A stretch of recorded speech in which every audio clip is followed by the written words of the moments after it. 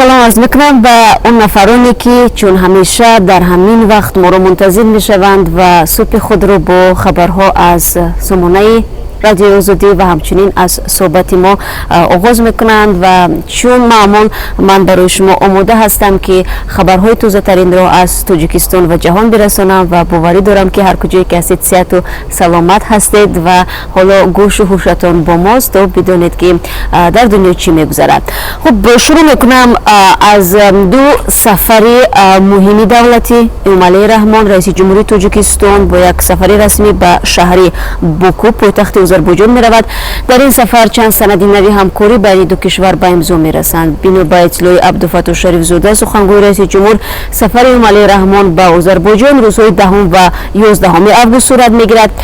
در این سفر ملاقات رؤسای جمهوری تاجیکستان و آذربایجان امام رحمان و الهام علیف برگزار می شود و انشین مذاکرات اعضای حکومت دو کشور در نظر گرفته شده است. سخنگوی رئیس جمهوری تاجیکستان گفت جزئیات سندهایی که در جریان سفر امام رحمان به آذربایجان باید امضا شوند دیرتر اعلام خواهد شد. در همین حال در جریان سفر پرزیدنت تاجیکستان به ازبکستان قرار است 23 سند نوی همکاری به امضا رسد. یک منبع در حکومت تاجیکستان به خبرگزاری آزیا پلاس گفته است که سفر امام رحمان به تاشکند روزهای 17 و 18 آگوست در نظر گرفته شده است و این نخستین سفر پرزیدنت تاجیکستان به کشور همسایه در دایره یک سفر رسمی در بیش از 20 سال اخیر خواهد بود. یکی از سندهایی که قرار است در جریان این سفر به امضا رسد همکاری دو کشور در امر مقابله با خطرهای بیرون باشد، می نویسد این آژانسی.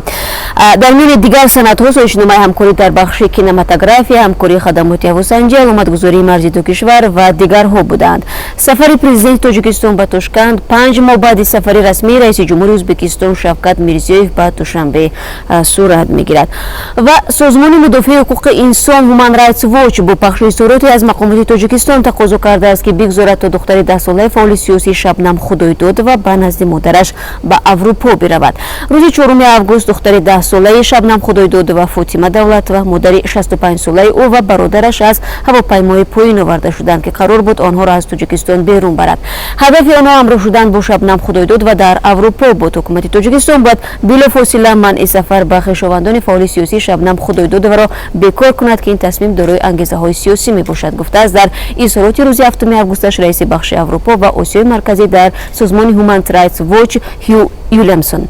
او در اظهارات خود افزوده است که خویشاوندان فعال سیاسی باید حق داشته باشند که بدون ترس ترک کشور کنند. این دعوت را همچنین گروه سازمان‌های دیگری عمومی حقوق از جمله امنستی اینترنشنال، انجمن مهاجرین آسیای مرکزی، فریدم ناو، بنیاد گلوبال ادوکیتس، بنیاد هومن رایتس ویژن و حکومت نروژی هلسینکی امضا کردند. مقامات انتظامی تاجیکستان در نوبت خود گفتند که خویشاوندان شبنم خدایداد را به سبب کمبودی در سندهایش از هواپیما خارج کردند و اجازه ندادند که به شهر الماتو پرواز کنند. رو میارم به خبرهای مهمی جهانی. شرکت آلمانی دایملر استحصال کننده معروف ماشین‌های مرسدس بنز اعلان کرد که فعالیت‌هایش در ایران را قطع می‌کند. این اظهارات همگی چند ساعت بعد از اعلان پرزیدنت آمریکا دونالد ترامپ درباره تحریم شرکت‌های همکار جمهوری اسلامی ایران صدا داد. سخنگوی دایملر روز سه‌شنبه 7 آگوست یعنی دیروز گفت شرکت برنامه‌های توسعه در جمهوری اسلامی را قطع کرد. قبلا شرکت دایملر با دو شرکت محلی ایرانی در مورد استحصال ماشین‌های بارکش مرسدس بنز سازش به امضا رسانده بود. جای یادآوری است که پرزیدنت آمریکا کشورش را از سازش هسته‌ای جامعه بین‌المللی با ایران بیرون کشیده تحریم‌های جمهوری اسلامی را احیا می‌کند. در همین حال پلیس مقدونیه میگوید 7 شهروند این کشور را با اتهام شرکت در جنگ‌های سوریه و عراق به حبس گرفته است. بازداشت روز 7 آگوست صورت گرفت و بازداشت شده‌ها از 23 تا 41 سال داشته بر پایه درخواست بین‌المللی حبس دستگیر شدند. آنها با شرکت در جنگ‌های ارتش خارجی متهم می‌شوند. طبق گزارش‌های مقدونیه‌های بازداشت شده در میان 600 سال به دست خارجی بودند که در سوریه از طرف نیروهای مخالف بشار الاسد به اسارت گرفته شده. خبرگزاری اسوسییتد پرس میگوید آمریکا به متفقانش فشار می‌آورد تا شهروندان در جنگ‌های خارجی بازداشت شده را به وطن استرداد نموده مورد محاکمه در دادگاه قرار بدهند. منصبداران مقدونیه میگن از میان ساکنان این کشور 130 نفر به جنگ‌های سوریه و عراق رفته و از بین آنها 20 نفرشان کشته شدند. برمیگردم به تاجیکستان. بانک جهانی در 2 سال آینده برای این کشور دیگر قرض نمیدهد. مقامات تاجیک میگویند در این مدت میتوانند از بانک جهانی تنها گرانت یا مبلغ به بازگشت دریافت کنند. فیض‌الدین قهورزاده وزیر مالیه تاجیکستان هفته گذشته از این یک نشست خبری در دوشنبه گفت بر اساس توافق در سالهای مالیوی 2018-2019 از بانک جهانی تنها گرانت دریافت کرده میتوانند. بانک جهانی از دادن قرض به تاجیکستان سببش را شرح نداد و جزئیات گفتگوی مقامات تاجیک با بانک جهانی را آشکار نکرد. بانک جهانی در حال دادن قرض به تاجیکستان را قطع میکند که قرض خارجی تاجیکستان به نزدیک 40% مجموع محصولات داخلی نزدیک شده است. طبق آمار اخیر وزارت مالیه تاجیکستان تا 1 ایول سال روان قرض بیرونی کشور نزدیک 3 میلیارد دلار را تشکیل میدهد. وزارت مالیه میگوید در 6 ماه اول سال روان برای پرداخت قرض خارجی و فایزهای آن نزدیک 91 میلیون دلار جدا شده است. خب در ختلان مرکز تشخیص طبی و دادگاهی ولایت سبب صدمه با اشتراک عزت الله شمس‌الله زاده مفتش پیشین دوستانه نویه خوبالینگ را که باعث هلاکت 2 نفر شد عیب تکنیکی گفت. از این رو این حالت را حالا دوستانه کل زیر تفتیش خود گرفته است.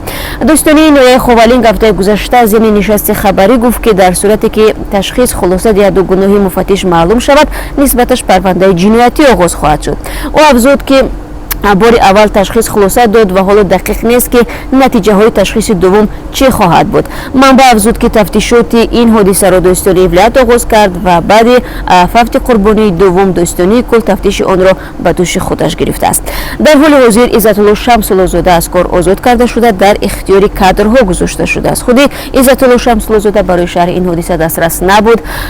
باید یادآور شوم که صدمه مذکور شب 14 ایول در شهرهای دهه مهنت آباد جماعت نویه واسه رخ داد و به گفته منبع عزت الله شمس‌الله زاده هنگام حرکت از سمت دنغره به سوی خوبالینگ رمضان اسلاموف 33 ساله و فتح‌الله رسولوف 25 ساله را زیر کرده است. بر اثر این صدمه رمضان اسلاموف در بیمارستان و فتح‌الله رسولوف 3 روز بعد از آن جان دادند. گفته می شود که هر دو قربانی این حادثه یعنی وقوع صدمه تحت تاثیر مشروب بودند. و خبری ورزشی هم داریم. ورزشکاران تاجیک در بازی‌های 18 تا 29 آسیایی که از 18 آگوست تا 2 سپتامبر سال روان در شهرهای جاکارتا و پالمبانگ اندونزی برگزار می شود شرکت می ورزند. علاقه نام ورزشکاران تاجیکی که در این مسابقات اشتراک خواهند کرد معلوم است و در وبسایت رادیو آزادی نام آنها نشر شده است. می توانید آشنا شوید و باید گفت که ورزشکاران تاجیک در بازی توپستانه آسیایی سر سال 1994 برای بار هفتم اشتراک خواهند کرد. عمان در بازی بزرگترین قطعی دسته منتخب تاجیکستان همگی 21 مدال، 4 طلا، 3 نقره و 14 برنج را به دست آورده است. خب ببیننده عزیز، چندی از خبرهایی بود که میخواستم شما را در جریان بگذارم و در دوام روز خبرهای بیشتر از این شما را منتظر است. بعد از 3 ساعت دیگر من برای شما باز خبرهای نو را خواهم گفت.